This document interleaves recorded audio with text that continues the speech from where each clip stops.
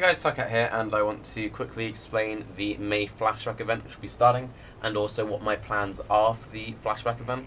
So it will be starting on May 4th, and it will run until the end of the league. Bestiary will also be happening inside the league, running alongside on it. So this means that if you've got any challenges left to complete, you can complete your challenges in here, which I think is a very good thing. I also think it's very good that Bestiary is running during the 1 month event, so that's all feels amazing, man.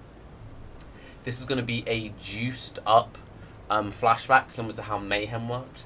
So it's going to be rotating mods every hour, but instead of it being just one mod active per hour, it's going to be 3.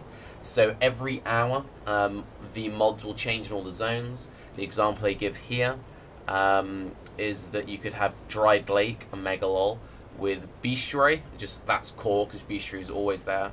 Then Breach, Beyond, and Harby active for 1 hour, and then all rotate around. So because Bestiary is always active, every single zone will always have like 4 leagues going on at once, which is really cool. Another thing which is very nice about this is because there are going to be so many running all at once, you're going to have very cool interactions. Previously, from the Turmoil and Mayhem events, which had the rotating mods things, if you were like trying to compete, you were in this very pigeonholed thing of like, will we get strong boxes in the zone, what will we get here, what will we get there. By having it with rotations of 3, the RNG per zone is going to be more evened out, which means that you won't be as screwed over doing certain Atlas setups. That's kind of cool. I think it's kind of nice doing it that way. Now, they've also said they're going to disable them for like Obers and stuff, so they'll also be disabled in the small areas and aspirants trial, Torah missions, etc., because those have been pretty rippy in the past. So that's very cool. It'll be happening in standard, hardcore, and hardcore SSF. For both PC and Xbox, so any Xbox players out there, feels good, man. Any softcore SSF players out there, feels bad, man. And then we get into the prizes. Now, I have some gripes with the prizes. This stuff is all good, so if you get level 35, everyone gets a guaranteed mystery box, cool. If you get to 45, you get some random stuff, blah, blah, blah, blah, 55. Basically, the way this works is that if you get a character up to, for example, level 95, which is the top thing, then your character gets put in a poll for all of these, right? So that's all cool, right? Now, my issue is how they've done the top 10s.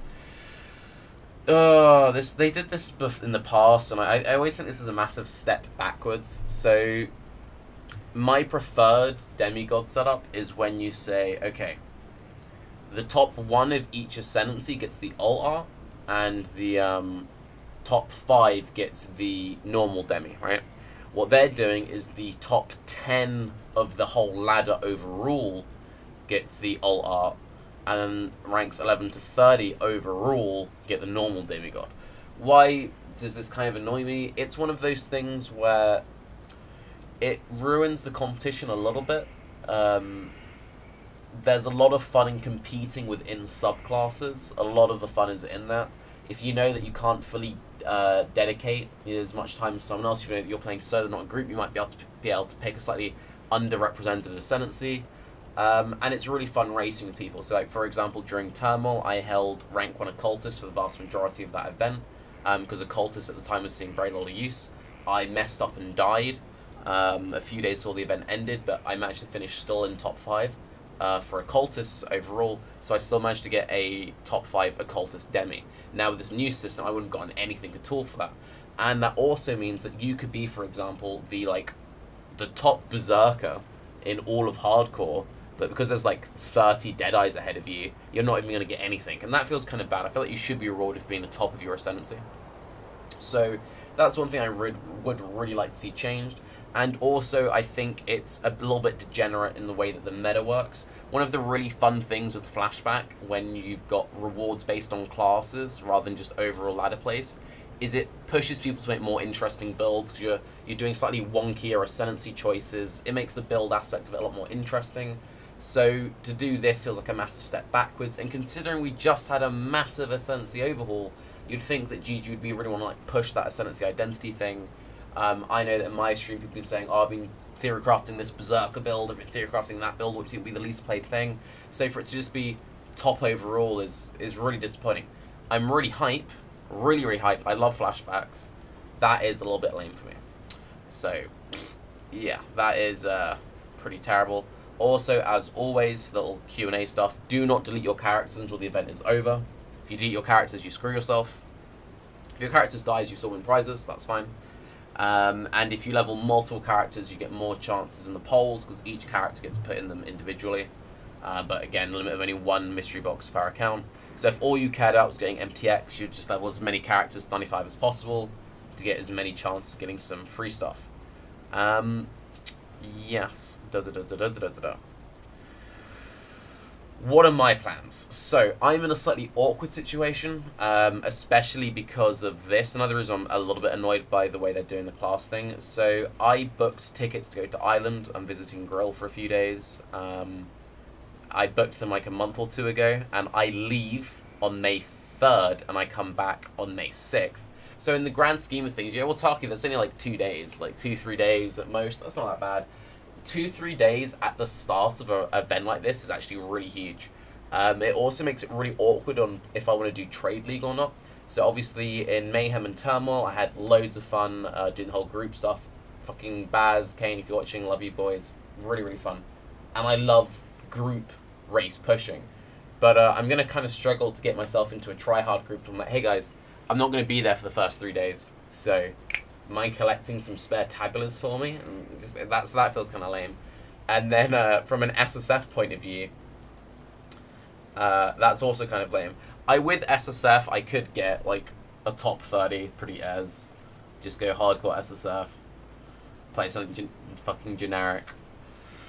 But I was kind of hoping that they would do it with the old system, and what would be happening is I'd come back on the 6th, I'd look through like the ladder, see what class was being kind of under up, see what I could go for that way, and then kind of like be intelligent and kind of snipe stuff to make up for my lost time.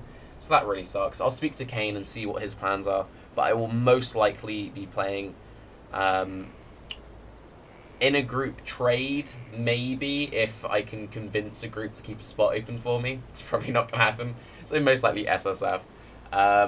But yeah, I will still be playing it, obviously. I have got a few challenges that I would like to finish. That would also be another nice thing about going group trade for this. It would make finishing off the challenges that I'm missing a lot easier.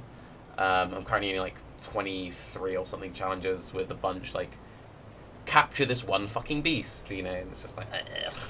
You know, lots of my challenges just like, do this one thing, and it's like, ugh. There are a lot of, like, just like, upgrade Pantheon powers. I can do that right now, but yeah. So that's kind of that. Also, just to kind of show you what my new build is, because I've been playing this new build, and I think it's pretty cool. I like this build. I think this is a cool build. I am doing a Cremation Starve Shard build, and you're like, why the fuck are you doing that? That sounds really stupid. I kind of like it. I was trying to plan out, like, budget builds for... the race stuff. And the good thing about this build is that the only thing it needs is the Starve Shards, and you can farm the cards for it. That's how I got mine. About 3-4 hours of farming, that's my endgame weapon done. And then you just get... Oh, fucking that's loud. Sorry. Loot filters, by the way. I'm gonna close that. I should have made my sound balance better. Sorry if I just, like, deafened anyone. That was really fucking loud. But yeah, the base idea of the build is use Heralds to clear, and Cremation is crazy single target. And Cremations are like totems which can't die, so it makes it a very strong bossing character. With most totem characters, you drop your totems, but then you can't really just completely walk off because your totems die, you have to relay them. Whereas with this, because Cremations can't die and I get a 1 duration cluster, my Cremations last for 11.6 seconds, so I could literally just lay 3 Cremations and then just piss off, and like boss is dead. Like you don't have to be anywhere near it.